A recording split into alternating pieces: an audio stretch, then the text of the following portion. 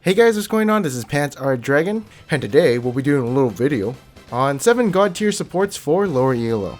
These champions are a little different from higher ELO, but to be honest, it's not too much different. Also, this video is sponsored by Pro Guides. Check them out for all your rank game needs, and also they got a new feature where you can live chat to somebody and ask them a question. But yeah, with all that being said, let's get started.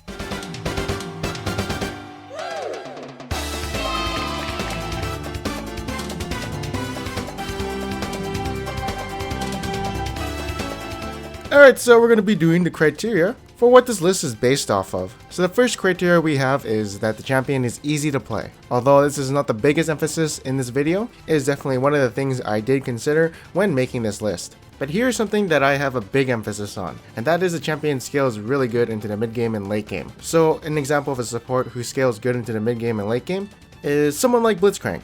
He's got a lot of base damage, decent CC, and is naturally tanky. An example of a champion who doesn't really scale good into the late game is someone like Bard. Bard's numbers on his E and R, they don't really go up.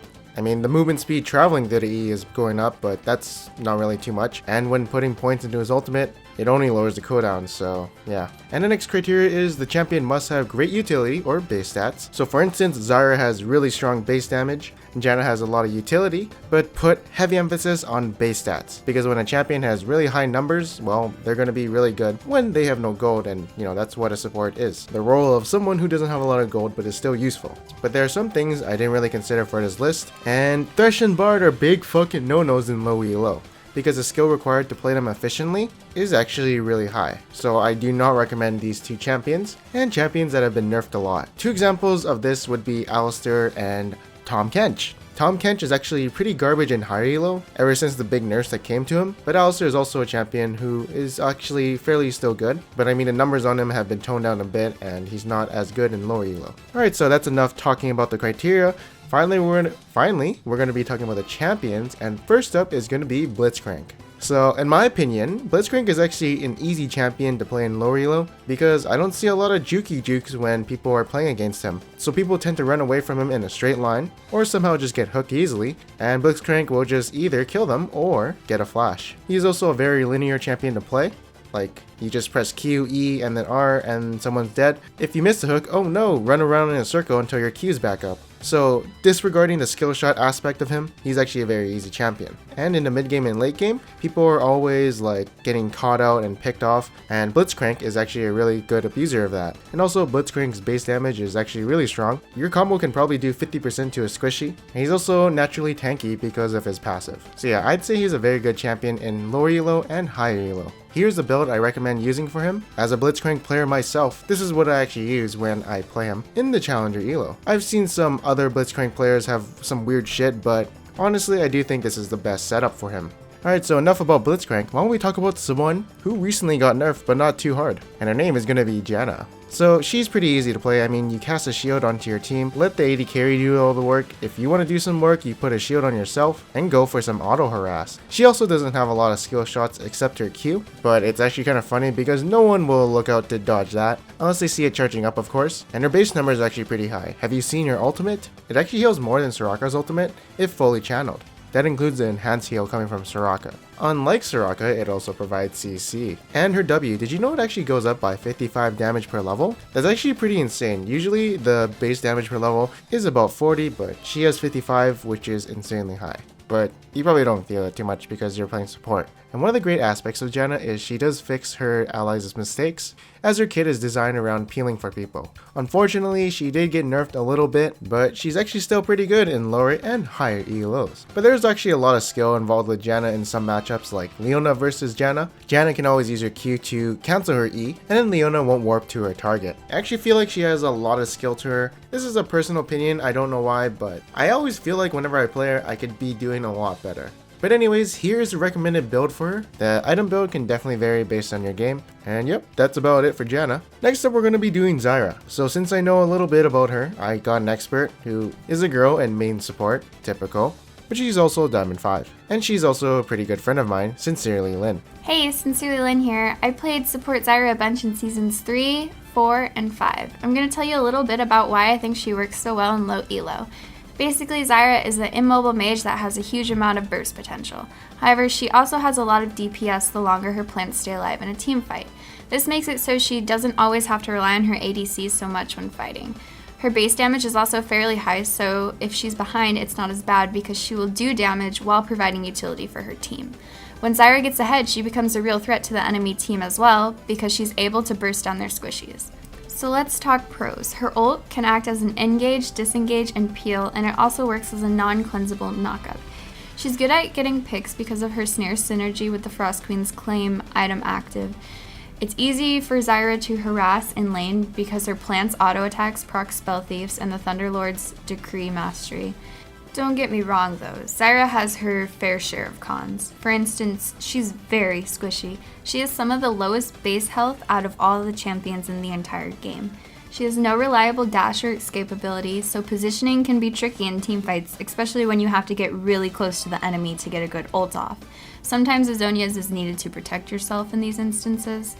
She is also susceptible to high engaged supports. Be careful when and how you use your root. Yeah, and so basically she scales really good into the mid game and late game because of her high base damage, but in higher elo, since she is very squishy, she is easy to gank, and she's more damage than utility. But big thanks to SincerelyLyn for explaining some points, and here is the recommended build for Zyra. You don't have to go full AP, but it's more fun if you do. You can get Zonias or, whatever, but let's just say this is a build if you're way ahead. Next up is going to be the best champion in the game, and probably one of the best designed champions if I do say so myself.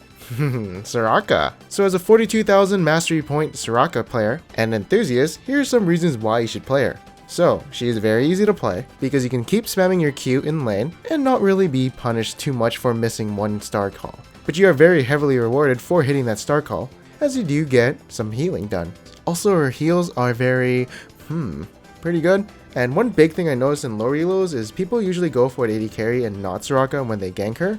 Like, SORAKA doesn't really have any escapes, just kiting tools, and is somewhat squishy by herself. And let's go back to our last point. Yeah, let's emphasize a little bit more on the heals. She's got Q heals, W heals, R heals, okay, that's about it. On top of that, she has a 2-second slow every 5 seconds. That's AoE. Pretty OP. But one thing I will say for sure is usage of her E can be a little tricky. But once you learn to use it, Soraka is all Gucci. I already did a guide on her. If you want to learn more about her, there'll be a link in the description below, unless I forget. Then you should probably comment below that I'm an idiot. Anyways, recommended build is gonna be this. You can go coin if it's a passive lane, and if there's a lot of AD, you could go Frozen Heart if you want. Alright, so next up is gonna be Sona. So Sona is a champion that is also easy to play. Myself personally, I do not like her because I like playing tanky champions, and I whiff a lot of ultimates for some reason. Basically, her laning phase, her Q, it actually has a pretty long range, and you get a lot of stacks if you just Q auto an enemy, and I'm pretty sure enemies will actually let you do that, to be honest, in lower elo, as in higher elo, they can easily punish you for being out of position. She's actually one of the best supports to have late game, because her ultimate increases the power of her Q, W, and E, so in that sense she actually scales very well, and she's an aura champion as she gives everyone buffs around her, so that's nice. And her damage as a support is actually pretty high. Ever use a Sheen Q power chord auto attack proc on someone, it really hurts them. So like a support with a good amount of burst. Now, the reason she's not really good in higher elo is because she's actually really squishy, and she doesn't provide a lot of utility. Like if an enemy ganks her, well, she has her E to get away and slow them, but there's no actual hard CC except her ultimate, but you're wasting an ultimate for people who are trying to gank you. And that's on a fairly long cooldown. But yeah, I do recommend her as I feel like she won't be receiving any nerfs anytime soon, and she's definitely a strong champion, especially in the late game. Now here's going to be my recommended build for Sona. You can get the Dark Seal a little bit early, just in case you snowball a bit, but if it doesn't work out in the end, you don't have to finish it and you can go like a support build, but this is a little bit more fun than your usual Sona build, so yeah, go for it. Next up is gonna be Nami. So she's actually viable in higher elo. It's just she's not popular. I think she's alright, but maybe supports are just playing like better champions at the moment, but I feel like she's actually really good in lower elo. Her base stats are actually pretty high, like W, E, and Q, they all have really good scaling. She also has a really good 2v2 laning phase, so it can be really hard for an enemy to win against you unless they get a gank. She's also got heals, that's pretty annoying, and a nice passive to like go in and then disengage. Really helpful for going in and out, if you know what I'm saying. Now, although she has one con and her Q is kind of a hard skill shot to land, unless you use your E first and then land the bubble, then it's easy to land, but it's still hard to land because it's such a small bubble. Honestly, I just feel like her stats and, this season actually helps her a lot. Wind Speaker's Blessing is just a OP mastery, and yeah, that's pretty much why. So here's going to be the recommended build for her. Obviously, can change the item build a bit, but do whatever you feel is the best. And now finally a champion that I used to like, but then one patch in season 5 they nerfed her E range and everyone's like, okay, fuck this champ, and then yeah, they don't play her anymore for some reason. But in low ELO, she's actually pretty good. She can go Bond of Stone or Grasp, and she actually still has a lot of damage due to her passive and base damage, and she's also naturally tanky, while also offering a lot of CC. And this all points to great all-ins with her. So if you're playing someone like Lucian or Graves or someone with like a lot of bursts and dashes, that makes a really good all-in combo. Now in season 3, whenever I played support, it'd be her, and I know the reason why she's not that great in higher elos is because she only has all in and there's not really any poke. Like level 1, she has to push the minions to get to level 2 first, otherwise she's going to be zoned for the rest of the laning phase. And basically she's not ahead, she's absolutely useless. She's also a bad peeler because, well, usually you want to use your ultimate on, a bunch of targets, not one target, and you want to hit as much enemies with your W. But if you're going back in your back line trying to peel for 80 carry, you're like, can I go back with my tanks in the front line and, bruisers trying to kill the enemies? And yeah, basically not the best peeler. Alright, so here's going to be the recommended build for her. You can go Swifties on her if you want, you can go Iceborne Gauntlet if you want to do some damage. But yeah, pretty basic stuff for a support tank. Now, there was going to be one champion I was going to mention, and that was going to be Tarek, but he's getting a rework, and for that reason, I really didn't want to put him in the list, but use him while he's good. I actually think he's pretty good in lower elo, just because of, his base stats, and I think his E is actually really OP when you get that 40% CDR and keep proccing your passive. But yeah, I actually really like him right now.